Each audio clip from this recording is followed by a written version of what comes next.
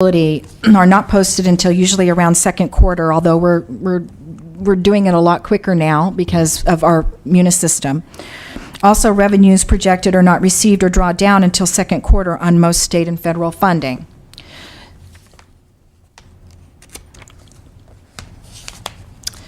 Overall, the worksheets provided for your review today indicate actual expenditures and revenues for first quarter. A benchmark indicator of 25% for the first quarter was used as a percentage of to the actual budget. This is only a benchmark and for analysis only and may not reflect a true picture of expenditures and revenue. As well, there could be only one-time only postings such as accruals to expenditures and revenues that could skew this percentage to date. In analyzing the departmental budgets, the worksheet reflects comments on departments that have exceeded the 25% benchmark indicator. Most departments that have exceeded this indicator were in the area of overtime and extra help, and explanations and comments have been provided on the worksheet for you. The total percentage countywide of overtime to date is 31% of the total budgeted amount of $793,000 approximately, as compared to $2.5 million budgeted countywide. Extra help is at 45%, or $308,000, as compared to $682,000 budgeted countywide. However, most departments are within the 25% benchmark total within their salary and benefit line items at this time. Supervisor Delaware. Thank you, Mr. Chairman. And Ms. White, in regard to the extra help and overtime, we discussed that at the final budgets, about really keeping departments to those line items. What controls do we have in place that allow the CEO's office, the auditor, somebody to monitor departments and their expenditures? I've noticed that, granted, some of these are going to be a little over the 25%. We're only one quarter into the year. I've also noticed that some of these have exceeded the 100% mark. Some weren't even budgeted and expelled or extended a substantial amount of dollars. I assume that I'm hoping that there's some oversight and some authority that the CEO is using to say, okay, this is legitimate. But what are those controls?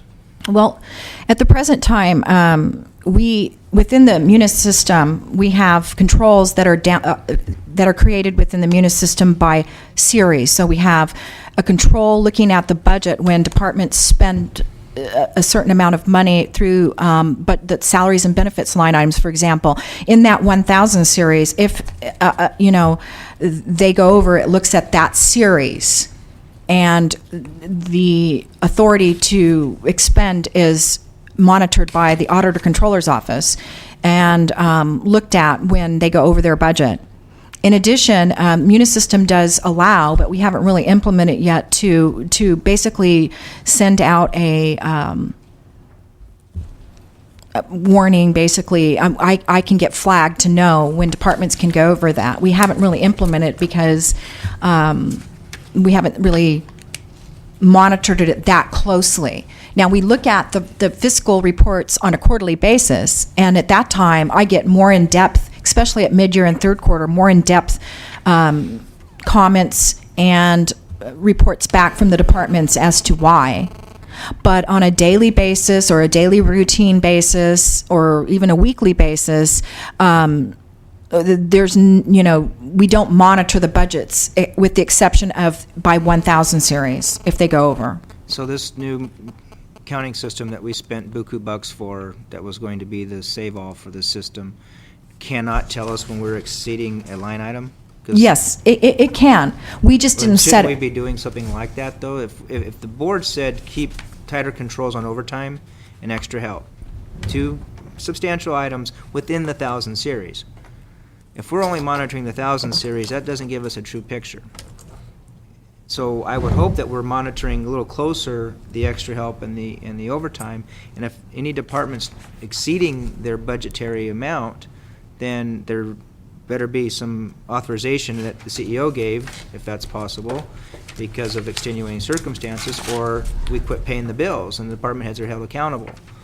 But if we're not going to do that except for on a quarterly basis and then look at it, then to me that's not monitoring is closely enough for me. Okay. Mr. CEO. Thank you, Mr. Chair. We just wanted to assure the supervisors that it's on our regular meeting schedule. We'll be talking at our department head meeting next Wednesday. We'll be covering the subject again. On the issue of overtime, we had our first meeting of the Sheriff's Overtime Committee, which is a program that the sheriff initiated in cooperation with our office. We had our first meeting. All of the various division chiefs were there from the sheriff's department. We learned some very interesting information, and part of that meeting in preparation for our next quarterly meeting, there were a group of assignments that were handed out to try and monitor the use of overtime. Two areas that I was particularly concerned about that our office will be following up. It has to do with the amount of overtime that we continue to incur transporting prisoners back and forth from the various courtrooms. That is an extremely high cost for us because that's an overtime shift for deputies. We do have some concerns that one of our other partner agencies and the public defender and how their time is allocated and who they request to be at the various court facilities may be impacting some of our overtime expenditures too. So our